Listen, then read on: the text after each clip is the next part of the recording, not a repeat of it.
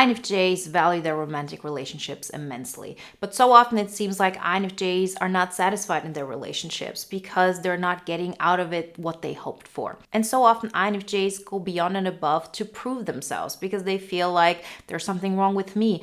I may be too cold or too distant. Maybe I'm not being careful enough. Maybe I'm not being giving enough. And I'm here to tell you that's not the case. It's actually on us to recognize what we offer in relationships and not feel like we have to explain ourselves, defend ourselves, or prove ourselves. Because then the people who can give us what we're looking for will come towards us and accept us with everything that we are. So let's look into 5 reasons why the INFJ makes such a great partner and how we can start valuing those aspects within ourselves.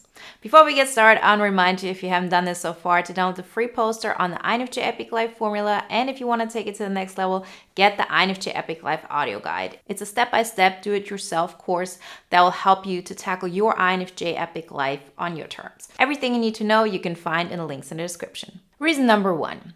Deep emotional connection. INFJs not only crave deep emotional connections, they're also able to give it. And so often we meet people that we have a connection with, we bond with them, and then it seems like they cannot handle it. They shy away or they have a problem with it, or it isn't what they're looking for. And then we start doubting ourselves. But the truth is that that person just isn't able to go there with us. This has absolutely nothing to do with the fact that you can offer this. It is something that makes us great partners. And there's nothing wrong with you showing that side of you, because then sooner than later you'll recognize that that person just isn't ready yet maybe to fulfill those needs within you. But that doesn't mean that you have to go even deeper. That does not mean that you have to go all the way into their world and you can't expect them to come into yours. No matter what you do, a person is either open, able, and emotionally available, or they're not. And whatever you do in that moment isn't going to change where that person is at that moment. So I really encourage you and I plead with you, do not underestimate what you bring to the table. This is an immense quality, being able to connect so deeply, really being there for another person, understanding them, sharing something that really changes you to the core.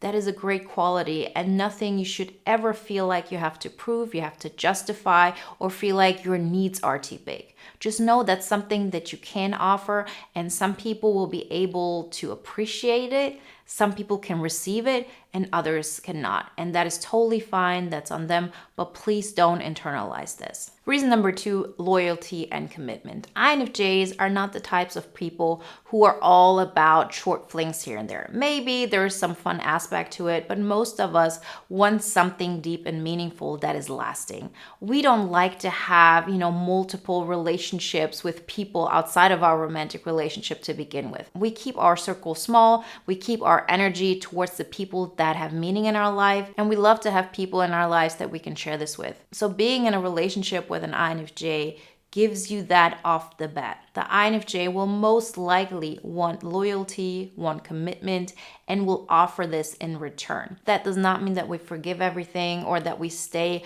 on a sinking ship. It just means that this is what we offer. That means that we're not looking for somebody to just fill some spot. We're looking for somebody who's going to enrich our lives, and we're looking for somebody whose life we can enrich. And we don't put our energy into people or situations that are fleeting. So know off the bat, INFJs most likely will offer loyalty and commitment, and it's something to be cherished. Don't ever feel like you have to justify this, you have to hide it, or you have to explain it. This is who I am. This is what I can offer. Is this something that you're looking for as well? And if that's not the case, all the luck to you. If yes, let's see if we're compatible. But please don't ever feel like you have to pretend that that's not you, that you have to downplay it or justify it. You not only offer those qualities, but you also deserve them in return. So stay firm on your boundaries and don't backtrack just because another person is surprised by the loyalty and commitment you offer if the person deserves them. Reason number 3, a visionary approach to relationships. INFJs might live in the moment for a short while, but at the end of the day, we love building a life, and we would love to build a life with our partner. This is not something people should tolerate, and they should look at you and say, oh, that person wants a relationship with me and thinks about the future, and like, okay, I'm going to sort of be okay with it, but I'm going to let them know that this is not what I'm looking for, but I still want them around. Like, people can try this, but this is not what we deserve. And we can't put put this on the other person, meaning we so often feel like I have to prove myself in a way of I deserve to be in your life, and that other person should see by themselves that we deserve a long-term commitment, that we are the person that they want to build a life with. But it's just not the way it works. People value what you value, meaning if you don't value what you have to offer, the other person cannot value it either. So it's on you to value the fact that you have a visionary approach to relationships. This is a great benefit in life to have a partner like this at your side. And if you don't see it as a great quality that you can offer, then other people can't see it either. So make sure that you understand how valuable this is and you start appreciating that aspect about yourself. Reason number 4, thoughtful and attentive. INFJs are great at understanding their partner. They're great at understanding what your partner needs, what your partner is looking for, what makes them happy, what makes them sad. It's a really rare quality to be able to understand a person that deeply. And it's because you can understand a person so deeply that you can give them the attention that they would love, you could give them the support that they would need, and you could be there in a way that makes them happy. This is an immense quality and something you should cherish really, really highly. And it does not matter if another person in that moment can't accept it, if they pretend like it's not happening or you're not understanding them. It's on us to understand that we do have this quality, that we do have that skill. And that skill is something that's immensely powerful and valuable. So hold it in high regards. It is something that might come rather easy to us, but it's also something that we do out of love and out of joy. And we don't do it for just anybody. We do it for the couple of people that mean so much to us. So if people are not able to see that, maybe it's time to show them that you can do it in another way. It's not that we understand people and we hold on to them because we have no other choice. We do that because we want to give, we want to make their lives better. And we have to hold it in high regards and really treat it as an immense quality and value that we bring to a relationship that should be respected and valued in return. And if that is not the case, it's on us to really set a boundary, meaning this is what I'm going to do if you don't respect the fact that I'm doing this for you, that I'm showing up like this for you. If you can honor this, if you can appreciate it, it's okay. Like, I'm going to be fine because I know that this is an immense quality and help that I bring to a relationship. And this is not something that should be ever disrespected. Reason number 5, we inspire growth. We are not the kind of people that will make it easy on another person. Meaning if somebody's sabotaging their lives, we can stand still just for so long. We cannot encourage this. It's just not in our nature. If we know that a person that is dear to us is doing things that are not in their best interest, we get really uncomfortable because we feel their pain. We feel what they could become. We feel how great they could feel and how they could appreciate their own life if they just made a couple of changes. But it's this aspect that we have to be very careful about because we inspire growth mainly through setting an example. We believe so often that we inspire growth by showing and telling another person what they're capable of and encouraging them.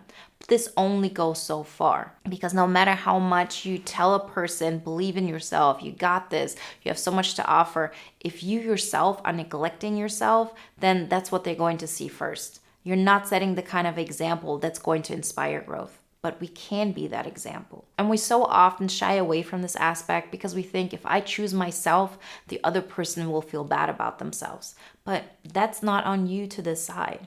It's on you to say, I'm going to first focus on my growth, on being the best version of myself, because then I can also be the best partner possible.